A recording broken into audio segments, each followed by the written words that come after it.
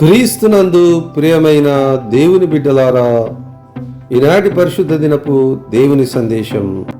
ఆయన మరల తూరు ప్రాంతములు విడిచి సీదోను ద్వారా దెకపోలి ప్రాంతముల మీదుగా గలిలయ సముద్రం వద్దకు వచ్చెను. అప్పుడు వారు చెవుడు గల నత్తివాని ఒకని ఆయన యొద్దకు తోడుకొని వచ్చి వాని మీద చెయ్యి ఉంచుమని ఆయనను వేడుకొనిరి. సమూహంలో నుండి ఆయన వానిని ఏకాంతమునకు తోడుకొని పోయి వాని చెవులలో తన వేళ్లు పెట్టి ఉమ్మివేసి వాని నాలుక ముట్టి ఆకాశం వైపు కన్నులెత్తి నిట్టూర్పు విడిచి ఎఫ్ఫాతా అని వానితో చెప్పాను. ఆ మాటకు తెరవబడమని అర్థము. అంతటా వాని చెవులు తెరవబడెను. వాని నాలుక నరము సడలి వాడు తేటగా మాటలాడుచుండెను.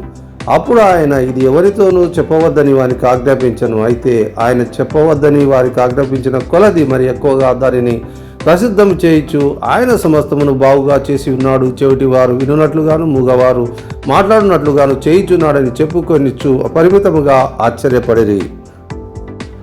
మత్తయి సువార్త 7వ అధ్యాయము 31 నుండి 37 వచనములు.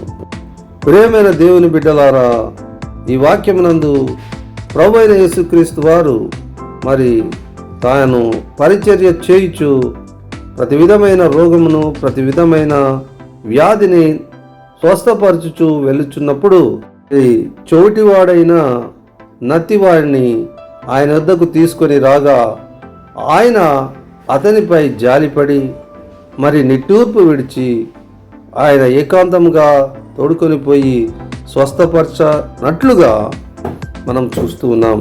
అంతమటికే కాకుండా ఎవరితోనూ ప్రసిద్ధి చేయవద్దని ప్రభువు తన్ను ఎంతగానో గుప్తంగా తాను గొప్పతనాన్ని బయలుపరుచుకునే ఉద్దేశం కాక దేవుని పరిచర్య చేస్తున్నట్లు చేయవలెనని ఇంకా ముందుకు తీసుకొని వెళ్ళాలని ప్రభువు ఎంతో తీర్మానం కలిగి ఉన్నాడని ఈ వాక్యం ద్వారా మనం తెలుసుకొంటున్నాం. కాబట్టి ప్రియమైన దేవుని బిడ్డలారా, ఈ వాక్యమునందు మరి ప్రభువు మరి రోగులను చూచినప్పుడు వారిపై జాలి పడుతూ ఉన్నాడు.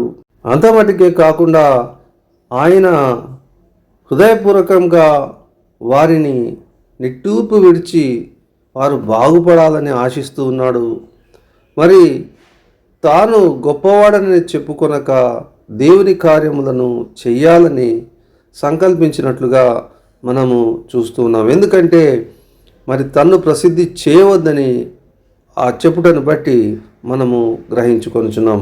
కాబట్టి సేవకులైన వారు లేకపోతే దేవుని పని చేయువారు ప్రభువుకు మాదిరిగా ఉండవలనని ఈ వాక్యము మనకు బోధపరచుచు ఉన్నది. దేవుడి మాటలను మన వినికిడిలో దీవించి ఆశీర్వదించునుగాక.